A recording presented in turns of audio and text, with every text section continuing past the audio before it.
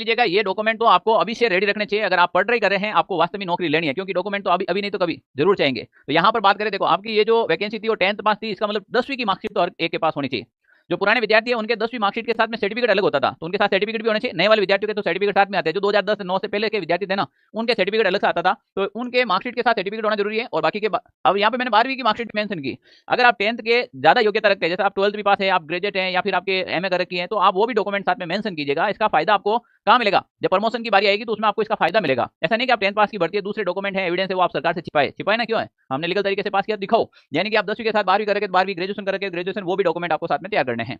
फिर आपके मूल निवास प्रमाण पत्र अगर किसी विद्यार्थी के नहीं बन रखा है या फिर गुम हो गया है, तो वो दोबारा बना ले। मूल निवास अगर नहीं है तो आपके पास मूल निवास प्रमाण पत्र होना चाहिए।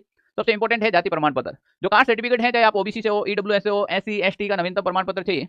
तो यहाँ पर ज्यादा से ज्यादा 6 महीना पुराना होना चाहिए, इससे ज्यादा पुराना नहीं होना चाहिए।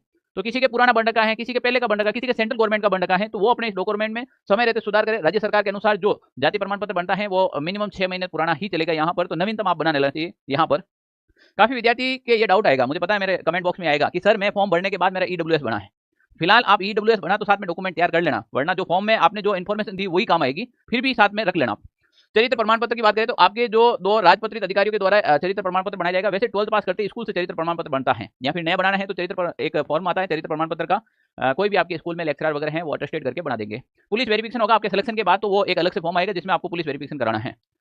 पहचान पत्र है, जैसे Aadhaar card, PAN card, voter ID, ये आपके पास होनी चाहिए। अब आधार कार्ड में काफी ऐसा होता है, किसी के आधार कार्ड में पिताजी का नाम अलग है, यहाँ पर मार्कशीट में अलग है। जैसे मैं एक एग्जांपल के दे रहा हूँ, किसी के पिता का नाम अशोक है, तो आधार कार्ड में तो अशोक लिख रखा है, मार्कशीट में अशोक कुमार लिख रखा है, तो सर क्या कुमार चल जाएगा क्या? नहीं, आप मार्कशीट के अकॉर्डिंग या तो आधार कार्ड को कर दो, या आधार कार्ड के अकॉर्डिंग मार्कशीट को कर दो। तो मार्कशीट का प्रोसेस लंबा होता है, इससे अच्छा है कि आप आधार कार्ड में चेंजेस करवा दो, ठीक है ना। इसके अलावा वोटर आईडी में सब जगह आप अपना नाम मैच कर लेना, सेम होना चाहिए, डेट ऑफ बर्थ सेम होनी चाहिए ना।